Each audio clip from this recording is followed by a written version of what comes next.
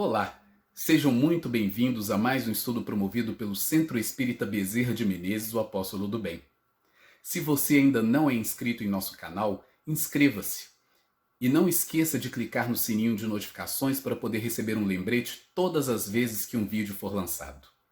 Se puder também, compartilhe este vídeo e todos os demais vídeos com seus amigos e familiares que possam se beneficiar dos estudos que têm sido feitos pela casa. Muito obrigado e que Jesus abençoe a todos. Boa noite a todos. Mais uma vez, vamos trazer um estudo aqui na palestra virtual do Centro Espírita Bezerra de Menezes, o Apóstolo do Bem. E o nosso tema hoje é o Reino dos Céus, um tema evangélico. Então, faremos inicialmente a prece para dar essa partida no estudo de hoje. Querido Mestre Jesus, mais uma vez, nós te buscamos em oração, te rogando a inspiração para que possamos falar sobre esse tema evangélico, contando com a assistência amiga dos benfeitores espirituais, que possamos desenvolver o estudo e gerar as reflexões necessárias a todos nós, para que possamos aproveitar esses momentos, aproveitar esse tempo empregado no estudo evangélico e doutrinário. Ampara-nos a todos e que assim seja. Então, o nosso tema hoje é o Reino dos Céus. Vamos falar desse tema sobre o qual Jesus trouxe 7 parábolas. 7 parábolas falando sobre o tema Reino dos Céus. Então, nós temos lá em Marcos 4, versículos 30 a 32, a parábola do grão de mostarda, em que Jesus diz assim: o reino dos céus é semelhante a um grão de mostarda, que um homem tomou e lançou no seu campo. O qual grão é, na verdade, a menor de todas as sementes, mas depois de crescida, é a maior das hortaliças, e faz-se árvore, de tal modo que as aves do céu vêm pousar nos seus ramos. O reino dos céus é semelhante ao fermento que uma mulher tomou e escondeu em 3 medidas de farinha, até ficar toda ela levedada. Então, começamos aí com essas 2 passagens, a do grão de mostarda, aquela semente que é a menor de todas, mas que depois de crescida vai se transformar na maior das hortaliças, vai se tornar uma árvore, de tal forma portentosa que as aves do céu irão pousar nos seus ramos. O reino dos céus é semelhante também ao fermento que uma mulher tomou e escondeu em 3 medidas de farinha.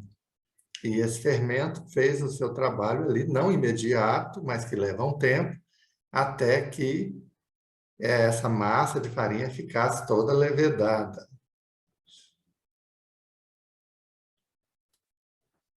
Há também uma outra passagem que diz assim: também o reino dos céus é semelhante a um tesouro escondido num campo, que um homem achou e escondeu, e pelo gozo dele vai, vende tudo quanto tem e compra aquele campo. Então, o homem encontrou lá um tesouro no campo, tesouro escondido, oculto, e quando ele acha, ele não conta para ninguém. Ele vai, vende tudo que ele possui e compra aquele campo, para que o tesouro possa vir a ser seu por direito, né? Passar a pertencer. Outro sim, o reino dos céus é semelhante ao homem negociante que busca boas pérolas. Então, aquele comerciante que compra e vende pérolas, é uma comparação também que Jesus faz com o reino dos céus. E esse comerciante, encontrando uma pérola de grande valor, foi, vendeu tudo quanto tinha e comprou-a. Então, aquela pérola rara, aquela joia rara que o comerciante busca durante toda a vida. E quando ele encontra, ele vende tudo que ele possui também para poder adquirir essa pérola.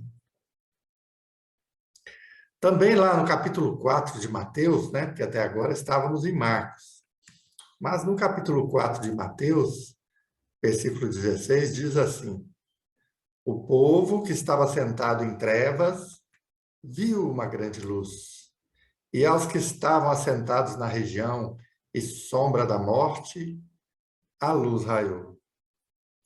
Desde então começou Jesus a pregar e a dizer: arrependei-vos, porque é chegado o reino dos céus. A gente percebe que em Mateus, ele usa sempre, né, o evangelista usa sempre a expressão reino dos céus. E os outros evangelistas, né, dos evangelhos sinóticos, Marcos e Lucas, eles usam a expressão reino de Deus. Isso se deve provavelmente ao fato de que Mateus, que escreve para os israelitas, ele evita, como os judeus faziam, né? Os israelitas faziam, evita usar o nome de Deus. Então ele fala, reino dos céus. Então, lá no capítulo 4 a gente vê isso, né? No Mateus 4:17. Desde então, começou Jesus a pregar e a dizer, arrependei-vos, porque é chegado o reino dos céus. Então, essa notícia do reino dos céus é a boa nova que Jesus veio trazer. Essa informação, esse conhecimento. E lá também, no Evangelho de Lucas, no capítulo 17, versículo 20, diz assim, e interrogado pelos fariseus sobre quando havia de vir o reino de Deus, respondeu-lhes e disse, o reino de Deus não vem com aparência exterior, tá? Não é algo que se possa ver com os olhos físicos. Não vem com aparência exterior. Vejam só que Lucas usa a expressão reino de Deus, ao invés de reino dos céus, mas significa a mesma coisa. Então, o reino de Deus não vem com aparência exterior, porque é algo que é trabalhado no nosso íntimo. O reino dos céus é o trabalho de Deus no interior do homem. O reino dos céus é o trabalho de Deus na nossa intimidade. É por isso que Jesus traz essas parábolas que mostram a questão do crescimento. O grão de mostarda, ele começa pequenino, o menor dos grãos, e vai crescer até se transformar na maior das hortaliças, numa árvore. Então, essa questão do crescimento. E Jesus também afirma, nem dirão, ei-lo aqui ou ei-lo ali, porque eis que o reino de Deus está entre vós.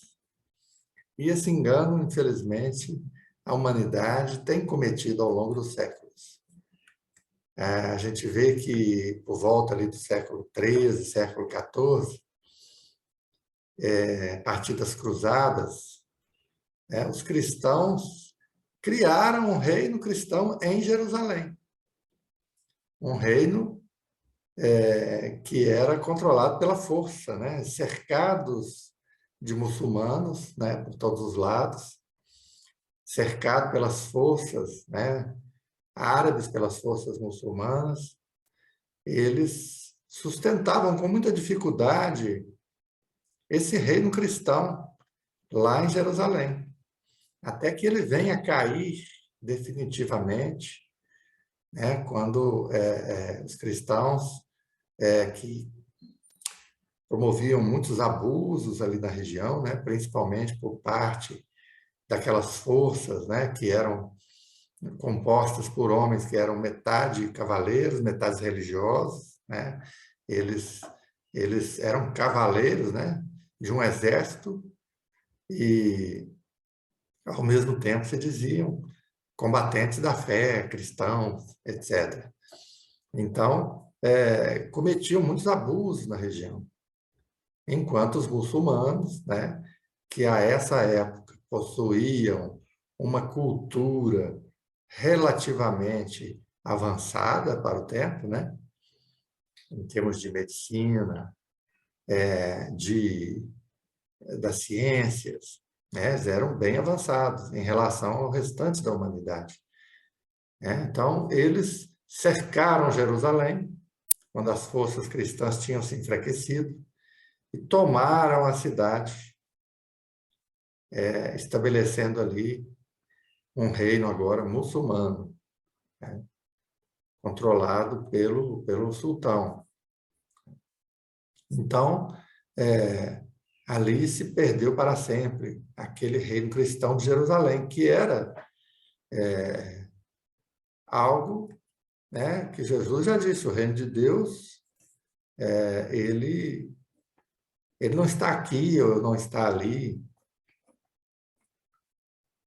ele é algo íntimo, é algo interior, né? Então, aquele lugar que se supunha fosse constituir na terra o reino dos céus, ele veio a cair também. É o que a gente vê naquele filme Cruzada. E como alcançar esse reino dos céus? Jesus não se cansou de dizer para nós que nós precisamos trabalhar ativamente para alcançarmos o reino de Deus, ou o reino dos céus, né? Como também é chamado. Onde está situado esse reino maravilhoso, do qual Jesus falava sempre com tanto entusiasmo? A gente pode dizer que ele se localiza no exterior e também no nosso íntimo. No exterior, ele é o universo. Esse mundo exterior que compõe o reino dos céus é o espaço universal, os planetas, as estrelas e todos os mundos superiores, onde se mostram as maravilhas da arte, da ciência, da convivência harmoniosa entre os homens. O homem traz, né, também no seu interior o reino dos céus, quando pelo seu próprio esforço ele tiver conquistado a tranquilidade de consciência, a paz interior, aquela felicidade íntima, calma, a suavidade do coração, a fé viva em Deus. Então, teremos conquistado aí o reino dos céus dentro de nós. Mas tudo isso originado de uma compreensão perfeita das leis divinas e de uma completa submissão à vontade do Senhor. Então, enquanto a gente não sentir paz dentro de nós, a gente pode ficar sabendo que o céu não está em nós e nem nós estamos no céu. Jesus disse: o reino dos céus é semelhante a um grão de mostarda que um homem tomou e lançou no seu campo. Como dissemos, o grão de mostarda é a menor de todas as sementes, mas depois de crescida, se transforma numa árvore. Então, de fato, o grão de mostarda é uma semente minúscula, mas lançada na terra, auxiliada pela umidade, ela vai germinar e criar raízes, assimilando os elementos de que ela necessita para se desenvolver. Assim também em nós, o conhecimento do reino dos céus, ele vai crescendo.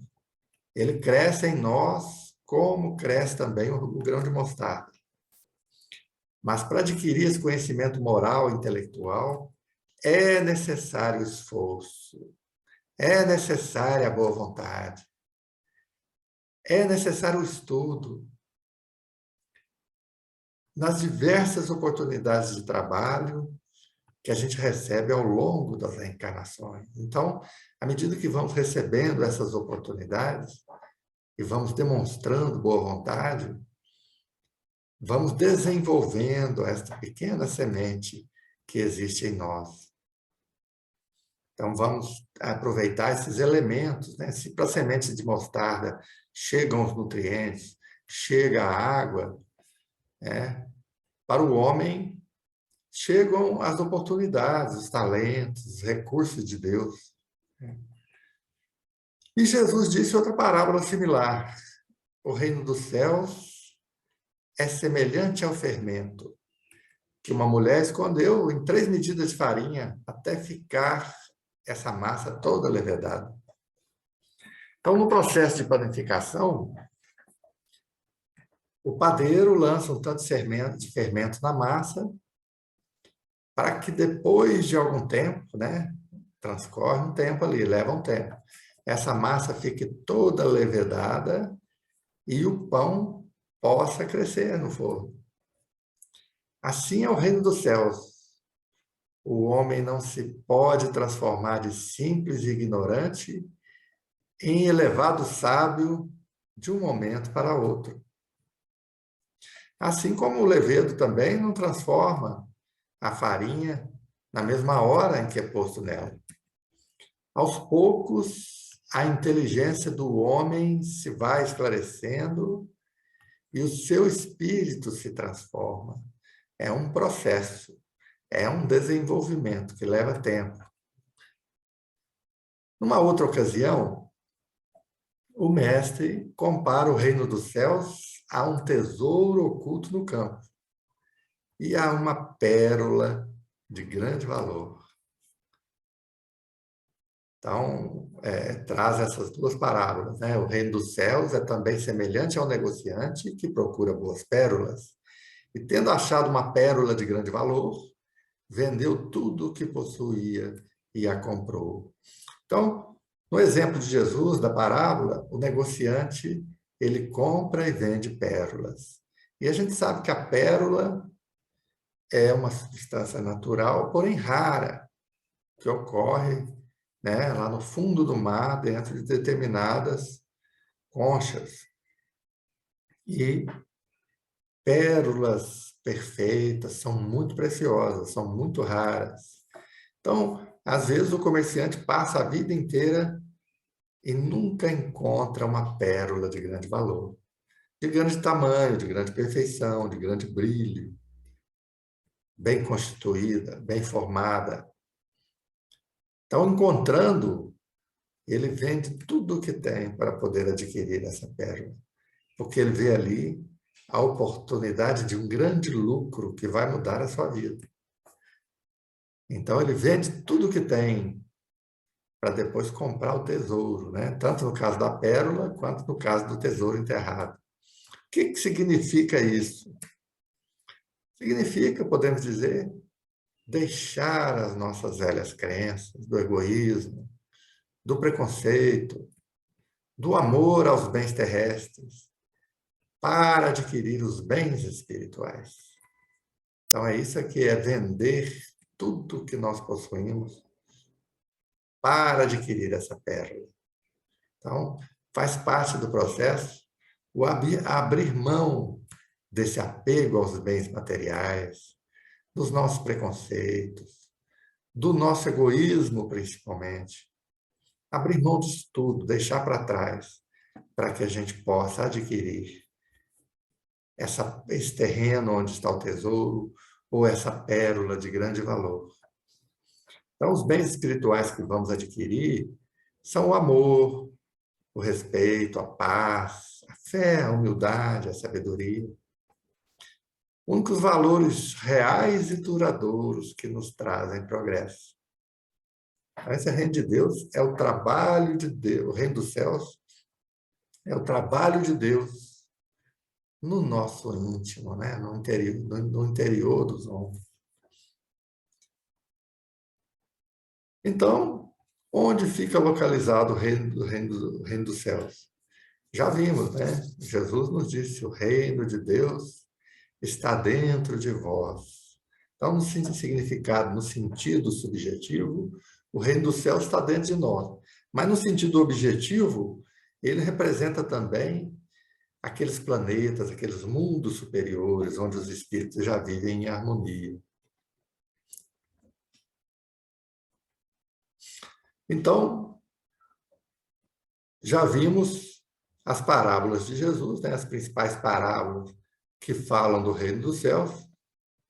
E vamos falar agora um pouco sobre o Espiritismo, né? Como é que o Espiritismo desvenda esse novo conceito aí sobre o reino dos céus. Então, o Espiritismo explica que tanto o reino dos céus como o reino de Deus equivale a esse alcance da reforma íntima, né? A realização da reforma íntima. Então, todo aquele que pauta a sua vida por uma rígida reforma moral e interior, que se empenha em manter-se dentro de um persistente processo de aperfeiçoamento, ele estará automaticamente assimilando o reino dos céus e passará a viver nele. O reino dos céus se torna uma realidade íntima, né, com base nesse trabalho persistente, né, do verdadeiro espírita, que é aquele que está sempre buscando renovar-se, sempre buscando se aprimorar, se melhorar, ser melhor a cada dia.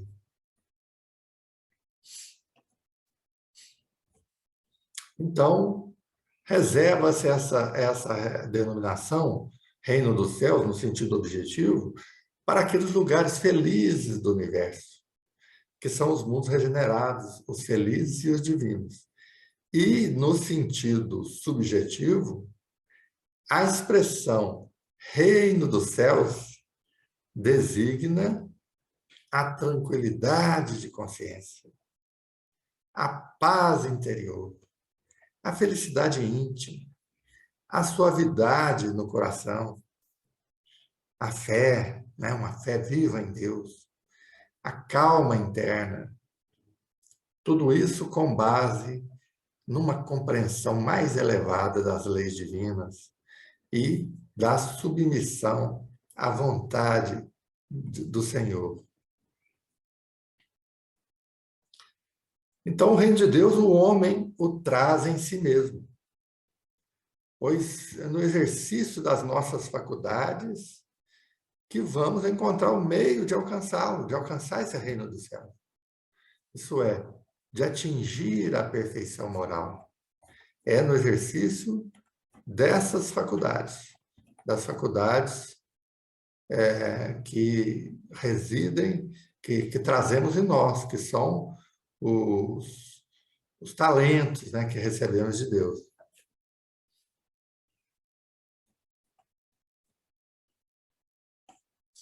Assim, assim é o reino dos céus, né? Leva-se um tempo para alcançar, né? Assim como o fermento colocado dentro da massa, ele só vai promover ali a levedura depois de um tempo, né? Vai fermentar o pão. Assim é o reino dos céus também. O homem não se pode transformar de simples e ignorante num sábio, de um momento para o outro. Isso não acontece assim. A evolução não ocorre aos saltos, sabemos disso. Assim como o levedo não transforma a farinha na mesma hora em que é posto nela. Aos poucos, a inteligência do homem se vai esclarecendo e o seu espírito se transforma. Então, temos que nos empenhar nesse constante, nesse persistente processo de aperfeiçoamento, para que a gente possa estar no caminho de alcançar esse reino dos céus, que já trazemos as raízes dentro de nós, né? Já trazemos a semente dentro de nós, aquele germe divino. Então, lembrando da parábola do campo, né? O homem encontra um tesouro de grande valor oculto num campo. E vai e vende tudo que tem e compra aquele campo. Então, para alcançar o reino dos céus, nós temos que abrir mão. Abrir mão do quê? Do homem velho que trazemos em nós. Temos que buscar o homem novo. O céu está na nossa consciência quando ela é isenta de remorsos. Na nossa mente, quando ela sintoniza com o alto. No nosso coração, quando ele se dedica incessantemente ao trabalho edificante. E está conosco também, quando a nossa alma sinceramente é resignada na dor. Então, isso faz parte também do processo para se alcançar o reino dos céus. Temos que ser resignados na dor. Então, na soma dessas realidades espirituais, quando tudo isso houver trazido quietude e serenidade ao nosso coração, teremos descoberto dentro de nós o reino de Deus. Esse tesouro, ou essa pérola, a gente pode perceber que se trata da alma humana. Geralmente o homem procura edificar a sua felicidade sobre as posses materiais, sobre as posições sociais, sobre a fama, a saúde, a beleza, a juventude, coisas que são precárias e incertas, A beleza acaba, a juventude passa, a fama é substituída por outra fama ainda maior.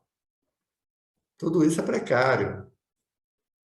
Quando procuramos a nossa felicidade, estabelecendo-a nessas bases, vamos ficar numa situação precária.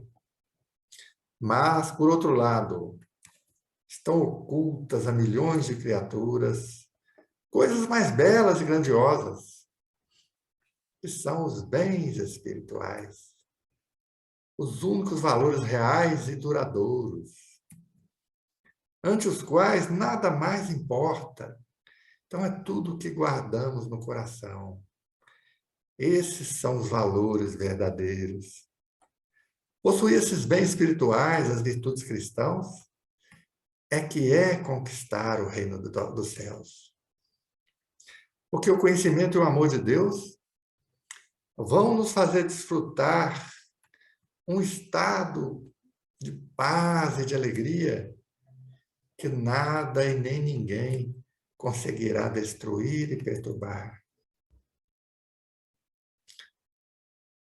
Por isso, como diz a parábola, quando alguém descobre no campo de si mesmo esse tesouro de tão subido valor que é a própria alma, a alma que nós sabemos imortal, fadada a alcançar a sua integração com Deus, que é a única realidade absoluta. Então, nesse momento que a gente percebe isso, todas as ilusões da materialidade, as ilusões da matéria, todas as glórias do mundo, até mesmo o bem-estar físico, se tornam de menos importância. A gente vai perceber alegremente que a felicidade verdadeira depende não daquilo que se tem, mas daquilo que se é. Por isso é que a parábola diz assim, o homem que quando encontra o tesouro oculto no campo, ele vai vender tudo o que ele possui. Isto é, desprender-se dessas pseudo-propriedades e distinções terrenas, para que possa cuidar, primeiramente, do enriquecimento da sua consciência espiritual. A mais preciosa das pérolas, cuja posse vale o sacrifício de tudo mais que exista no mundo, esses bens de menos valor, de tudo aquilo que considerava importante e valioso em sua vida. Então, não podemos aqui entender de forma errônea que a posse dos valores espirituais seja incompatível com a posse das coisas materiais. Não, nós precisamos também das coisas materiais para que a gente possa interagir aqui no mundo. para que a gente possa viver aqui no mundo material. O que a gente quer destacar é que para o nosso progresso espiritual, é preciso que a gente viva de forma mais intensa e com sinceridade em função desses ideais superiores. Dar mais atenção a esses ideais superiores do que as aquisições materiais.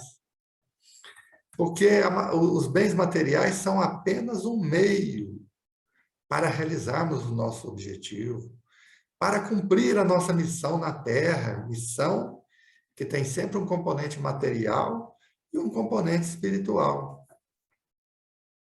E esse componente material tem sempre repercussões espirituais também.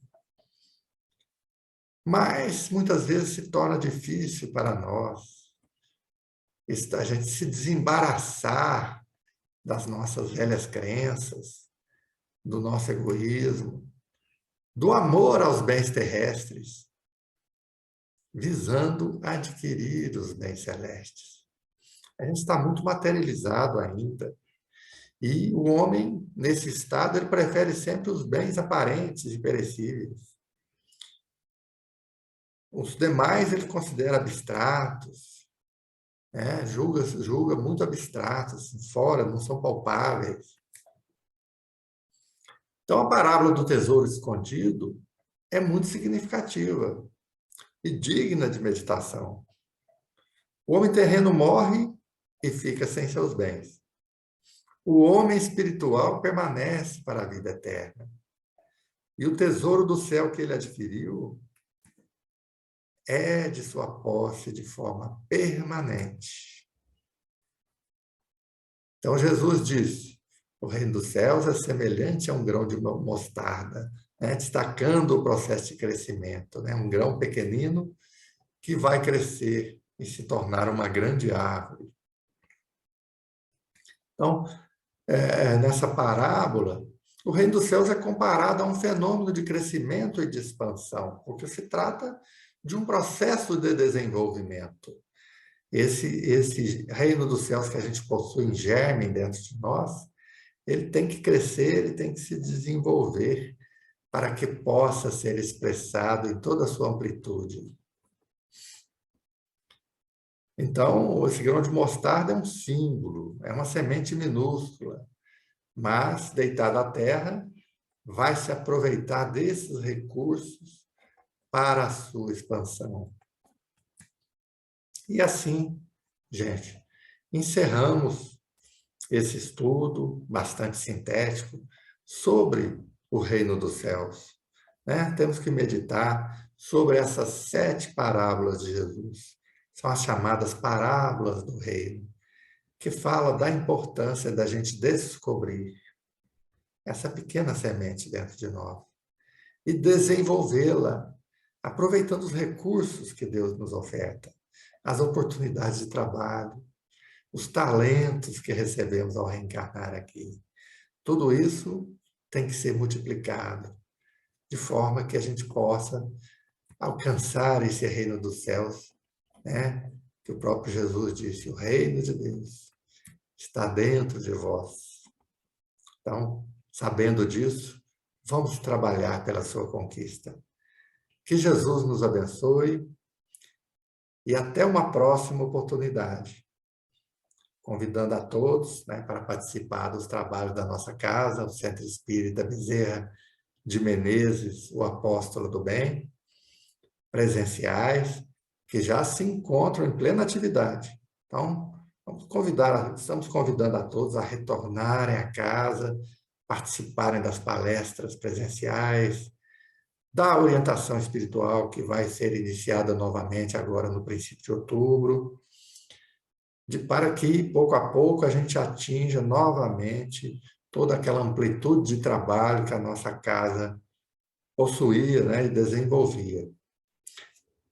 Que Jesus nos abençoe e até uma próxima oportunidade. Vamos fazer, então, a prece de encerramento. Pai Celestial, em nome de vosso Filho Jesus Cristo, elevamos o nosso pensamento até vós, para agradecer neste momento agradecer pelas reflexões em torno de um tema tão importante. Esse motivo da Boa Nova, que é a notícia do Reino dos Céus. Obrigado, Senhor, por nos trazer as parábolas que nos permitem alcançar novos níveis de compreensão à medida em que nos desenvolvemos também. Obrigado. Estende essas bênçãos a todos os que sofrem aqui na Terra. E auxilia-nos no cumprimento das nossas tarefas, com disciplina, com boa vontade e com eficiência. Ampara-nos a todos e que assim seja.